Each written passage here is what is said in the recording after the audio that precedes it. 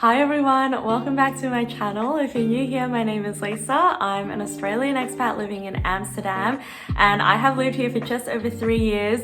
So I thought this was a perfect time to film another Q&A video because I seem to have done one every single year that I have been here. A while ago, I asked you guys to send me some questions on Instagram and I managed to get quite a few interesting ones. So today I'm going to just try to get through as many as I can. So I'm going to stop rambling. Let's get started on the first question. What made you come to the Netherlands and leave Australia? My husband was already working for a Dutch company in Sydney and he was offered a work transfer opportunity in Amsterdam. And even before that opportunity came up, my husband and I were really interested in living and working abroad. We also just felt like it was the right time in our lives to do something like this. Another related question that I got is, how are you able to stay in the Netherlands and what is your visa? So my husband is sponsored under the highly skilled migrant visa, which basically means his company sponsors him. As his wife, I also come under that visa and I'm also allowed to live and work here. I still think this is one of the best ways to come to the Netherlands if you are qualified and eligible for this. Usually the company will also pay for related relocation costs such as transporting your furniture and transporting your belongings from your home country to the Netherlands. The second benefit of the highly skilled migrant visa is a 30% ruling, although that is currently a little bit under threat and the rules for that are changing. But as of today, when I film this video, the 30% ruling is very much still in existence. Another potential visa that you might be interested in is the YEAR visa. You're eligible to apply for this visa if you have graduated from a master's degree that is from a top 100 university in the world. It doesn't have to be from the Netherlands. And basically with your master's qualification, you are eligible to be sponsored by companies in the Netherlands, and the salary threshold is much lower than it is for the highly skilled migrant visa. So that was actually a visa option I was looking into. What is the work-life balance like in the Netherlands? This answer really depends on the kind of job you have, the industry that you're in, and also what you're comparing it to. In my experience, I think the work-life balance here is pretty good, but I wouldn't say that it's necessarily the case across the board. For instance, my husband, he works in the finance industry. I think this is an industry that is quite demanding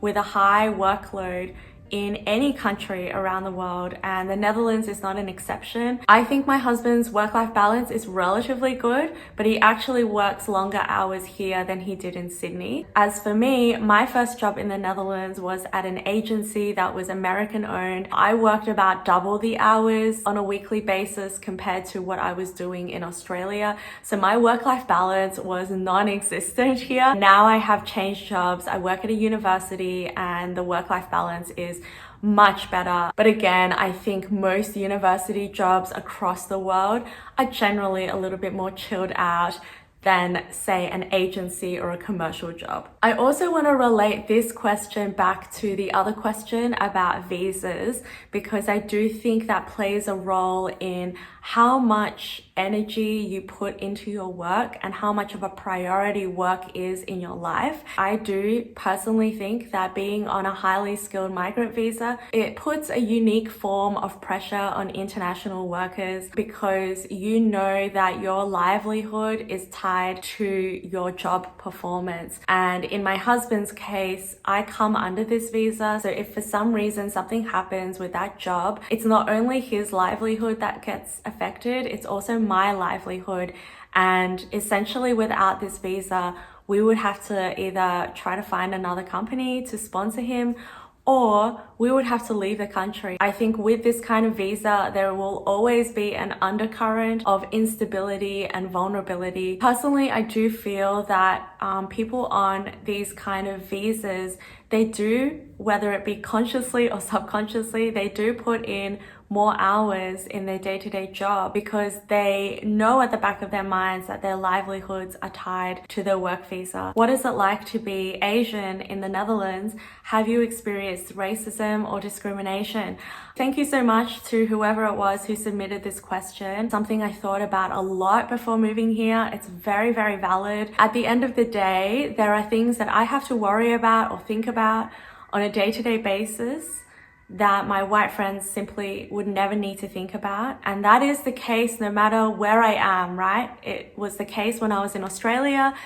It's the case now that I'm in the Netherlands. So what do I mean by that? One example is every single time I had come to Europe before as a tourist, I had experienced explicit racism. I once had a waiter in Portugal tell my husband in front of me that he thought my eyes looked very funny, that they looked slanted, and he was, doing the eye movement. I've had people randomly shout out things to me like ni hao and fuck you Chinese, or like stop eating dog, and really awful unsolicited comments. Before coming here, I was very, very worried because these were my only experiences that I had in Europe, and I thought, oh my god, is my day-to-day life going to be like this? Are people going to be shouting ni hao to me on the street every single day? So that's one thing I was really worried about. The second thing, I moved here during COVID, which everyone knows, discrimination and racism towards Asian people, especially people of Chinese descent, which is me, rose exponentially during COVID. So I was extra sensitive about this issue. And the third thing I had at the back of my mind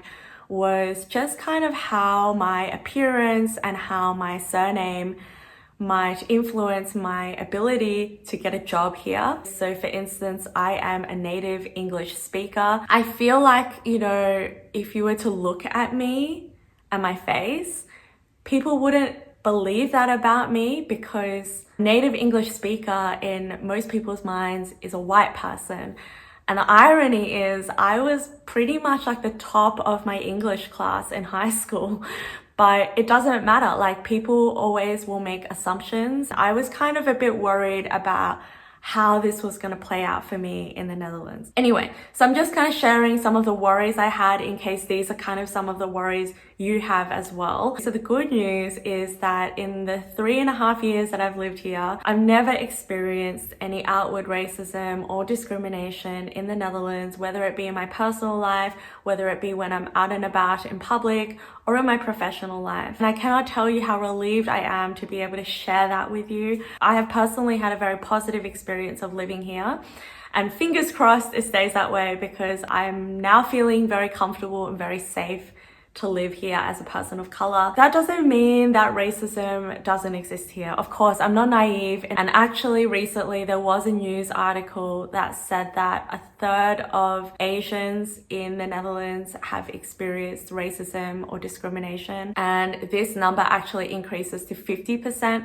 for people of Chinese origin. It's just that I have somehow been lucky enough to avoid it, or maybe people have said things to me, but it was in Dutch and I didn't understand. Maybe one of the contributing factors for this is that I do live in Amsterdam, which is a very international and culturally diverse city. Most people who live in Amsterdam, or most people who live in bigger cities, are just generally more culturally competent or more culturally aware than say someone who doesn't live in a bigger city. And if you're thinking of visiting here or moving abroad here like I did, then please, please, please don't let this fear hold you back. You are just as entitled to all the different opportunities that this world has to offer. The fear is always going to be there no matter where you are, but just don't let that hold you back. And hopefully you'll also be pleasantly surprised like I was when I moved here. Where do you invest your savings, and what are your tips on saving money in the Netherlands? Saving money is like a constant topic in our household. We're constantly thinking about our budget. We're constantly thinking about how we can take our dollar further. Unfortunately, I don't really have any investment tips, but I can maybe talk to you about how we try to save money in the Netherlands. So the first thing that we really try to do is we try to maximize our bank interest. Something that's funny about the Netherlands is that the banks here, these savings accounts, they offer nearly no interest on your savings, which I honestly think should be illegal, because they charge a very different interest rate on your mortgage. They have no problem taking that money. My first tip would be to try to find a savings account that can offer you the highest interest rate possible. A provider that I know of that does this is Bank in the Netherlands. As of today, I believe they offer 2.46% of interest every month, which doesn't sound like a lot, but when you compare that to say ABN, which offers like 1%, it's better than nothing. So that's one option. Another one that I was recently aware of is Open Bank. I believe it's a Spanish bank that's recently started opening in the Netherlands, and they are currently offering a 3.65%, I believe, interest rate for the first 6 months. We have no issues with moving our money to different bank accounts just to get that higher interest, because that's money that just grows on its own. You don't even need to do anything. That's the easiest way to get a little bit more money. The second thing that we do a lot in our household is we never stop comparing the provider costs for basic utilities like gas, energy, internet, healthcare insurance, everything that you have to pay a monthly fee on. We regularly audit that and see whether this really is the best price or the best option for our life. So for instance, we used to be with a provider called Vattenfall for our energy, and we recently changed to another provider called Zoneplan. So Zoneplan is interesting. They charge a different energy rate depending on the time of the day. Another thing that we changed was our health insurance. In the beginning, we were with Loonzorg. No complaints with Loonzorg. It's an excellent health insurance provider. The main benefit is that you don't have to pay excess, but for us, we rarely go to the doctor, and touch wood, it stays that way. It was much more beneficial to go with another provider, Zizo. And we are also very much believers of saving money on a daily basis. I do think it's your daily choices that matter the most.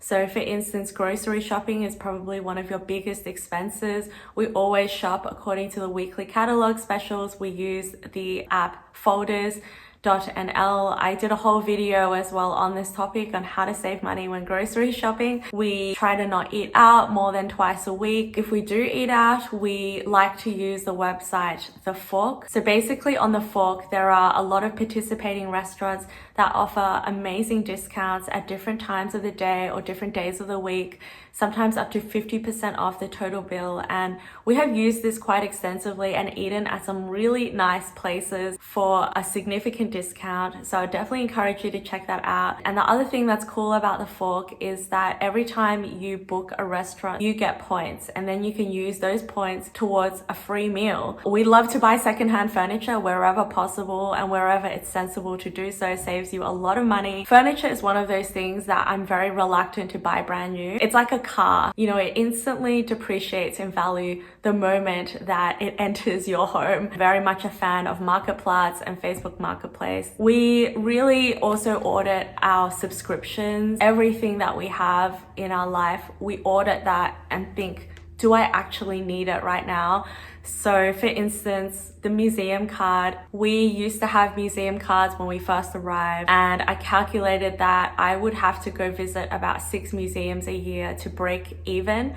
And that's just unlikely to happen because I have already visited all the museums that I was interested in going to. I'm not someone who would go to a museum again and again. So that's something I immediately cancelled after the first year. The second thing I cancelled was my Swap Feet subscription. The Swap Feet's bike subscription is really handy when you're new to the Netherlands, but it's like about 20 euros a month. And if you're planning to stay here long term, you're much better off just buying a bike for yourself and not constantly paying the subscription fee.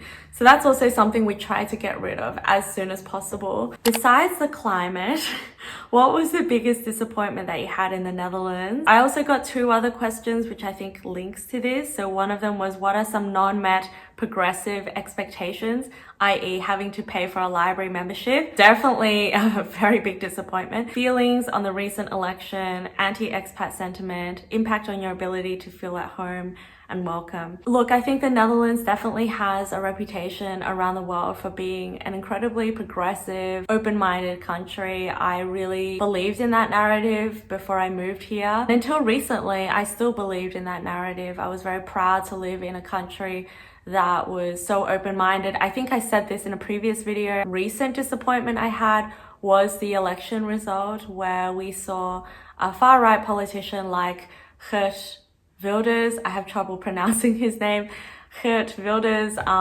get so many seats in parliament and to receive so much outward support. And in case you don't know, Wilders is a far-right politician who has expressed some notoriously anti-Islamic views and sentiments. He has expressed some very troubling opinions about immigration and about Muslim people in particular. I think in addition to that, so I guess this relates to my feelings on anti-expat sentiment. I have been a little bit shocked with politicians coming out and just outwardly blaming expats for everything, saying that we are to blame for the housing crisis, which is simply not true. That's a systemic issue, and we represent such a small percentage of home ownership in the Netherlands. But anyway, we were outwardly blamed for that. We're blamed for not integrating enough. We're blamed for not contributing to the community.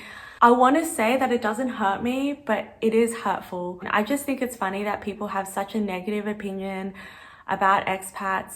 They don't think about the fact that we come here usually for work reasons. We contribute so much economically. As I said previously, a lot of people on work visas, they work really hard. They're not working 9-to-5 jobs. We usually come here during our best working years of our life. We have usually not received any education or schooling here. We don't access a lot of the services that residents do, such as schooling for our children, such as hospital care when we get older, retirement pensions. These are all things that we probably will be back in our home country for. We actually don't take up a lot of resources from this country, and we contribute a lot. Everyone I know is learning Dutch. Some of the friends I have are completely fluent in Dutch. Many of us do volunteer work in the community. We try to be good neighbors. I just feel like we are always on the defense. And this has been one of the biggest disappointments for me because, yeah, it goes hand in hand with my perception of this country being really open-minded and welcoming. And I'm very acutely aware now that when I tell people I'm an expat or I'm an international, or if I tell people that my husband is on a work visa, people's expressions change and people see me differently. For sure, I think there is anti-expat sentiment in the Netherlands, and it really didn't help that politicians said that outwardly, because I think it just validated a lot of people's inner feelings, and now people feel much more compelled to say that out loud as well. But I don't know how it's going to be in the future. I hope it gets better. I'm still very happy living here. It's something I have at the back of my mind, and it would be one of the reasons why I decide to eventually leave the Netherlands, because I obviously don't want to stay in a place where I don't feel 100% welcome. Where do you learn Dutch? I have tried 2 different types of classes. So the first type of class I did was a once-a-week class organized by my husband's workplace. I was very happy to do those classes, but they just weren't rigorous enough for me. I needed something a little bit more structured. I needed homework. I wanted to have like a final exam at the end to test my skills and my level. So more recently, I started doing semi-intensive Dutch classes through the University of Amsterdam, the INTT Institute. So the semi-intensive course is 2 classes a week for 6 weeks. It's pretty full on, but it's highly effective. I've done the semi-intensive course twice now, so 2 blocks. And I recently found out that I passed my final exam, so I am, according to them, at the A2 language level. I really recommend the University of Amsterdam semi-intensive courses. They also have a less intensive option where you can just do once a week classes. I just loved the teachers. They were so good. Classes were so structured. They know what they're doing. And I think this is the issue with a lot of other Dutch teachers. They're not necessarily as qualified. They're not necessarily as experienced. What really matters in language learning is someone who can explain things very clearly to you, but also make the class fun and lively and not to take it too seriously. You had to do the homework, otherwise you couldn't keep up in the class. So that gave you a lot of incentive. And at the end of the course, you always had to do a final exam so you could really assess what your level was. Other things that I casually use are Duolingo. I listen to the Dutch Pod 101 podcast. If I'm walking on the street and I see a word that I don't understand on the sign, I'll look it up immediately. I'll ask my Dutch colleagues to tell me what something means as well. On YouTube, there's also lots of different resources. There's 2 channels I like called Mama Dutch and Learn Dutch with Kim. I like them both a lot. Do you have any Dutch friends? So some people say it's really hard to make Dutch friends, and I can't really comment on that because the truth is I never actively tried to make Dutch friends. When I arrived here, I just sort of opened my friendship door and I just watched and waited to see who would walk in.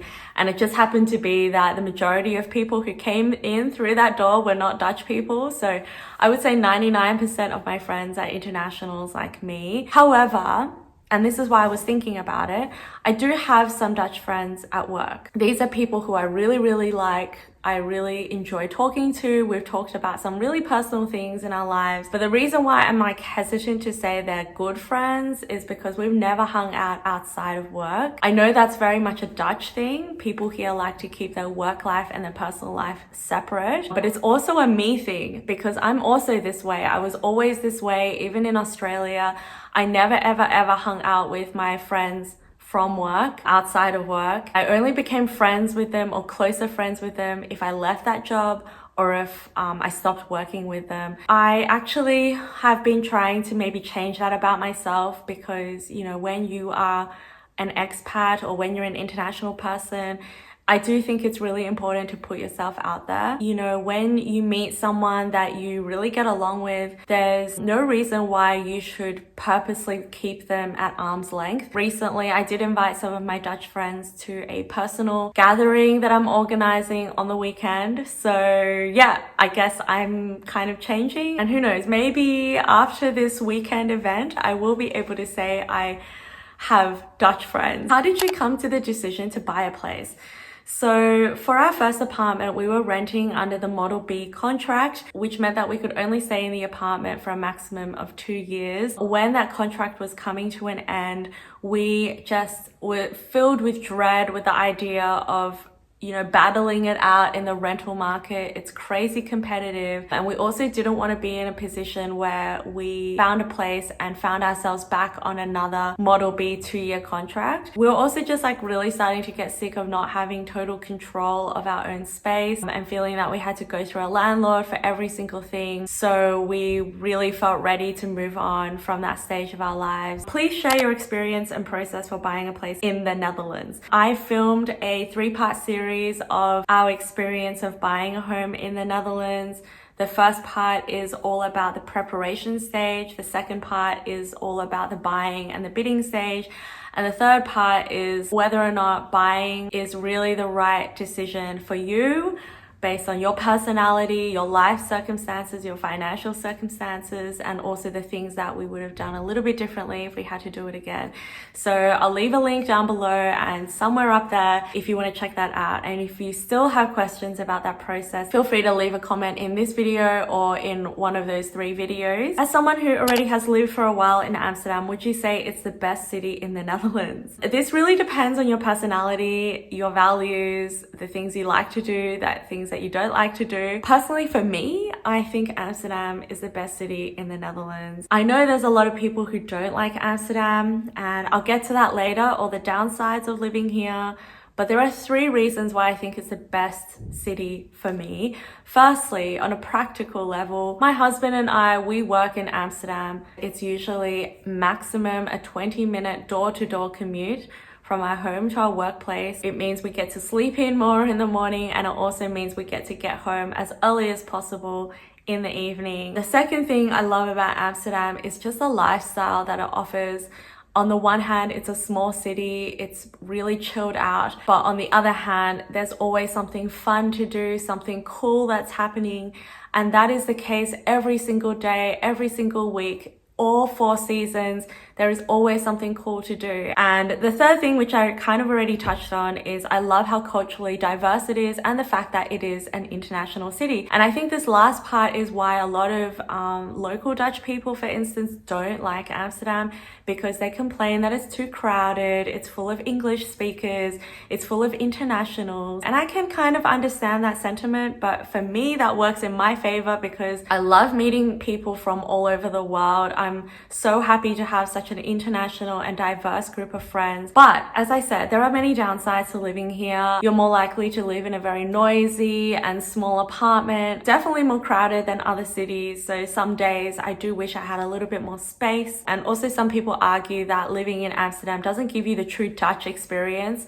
But honestly, when people make that comment, it kind of annoys me because any big city is not going to be representative of the whole country. Obviously, a big city has its own unique identity, and that is exactly what I love about Amsterdam. It is a unique place that is a mixture of Dutch culture and international culture. It's the best of both worlds. I like that.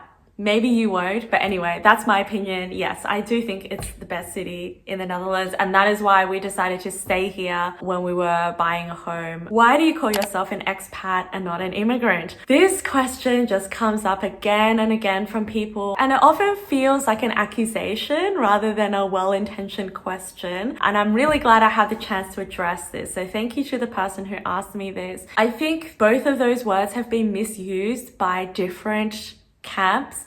So I'm going to give my non-Oxford dictionary definition of both these words, and then I'm going to explain to you why I call myself an expat. The definition of an expat simply is someone who lives outside of their home country. The definition of an immigrant is someone who moves to another country with the intention of settling more permanently in this other country. By this definition, all immigrants are expats, but not all expats are immigrants. And the argument that I see a lot online and in conversation is people think that expats call themselves expats because they are ashamed to call themselves immigrants. The connotations associated with being an immigrant are being poor, being from a lower socioeconomic status, and expats think that they are too good to call themselves immigrants. Maybe this is the case for some people. That is certainly not the case for me. I call myself an expat because I am living in a country outside of my home country, but I don't yet have the intention of permanently settling here. I have no permanent residence. I don't have Dutch citizenship. I don't have a Dutch passport here.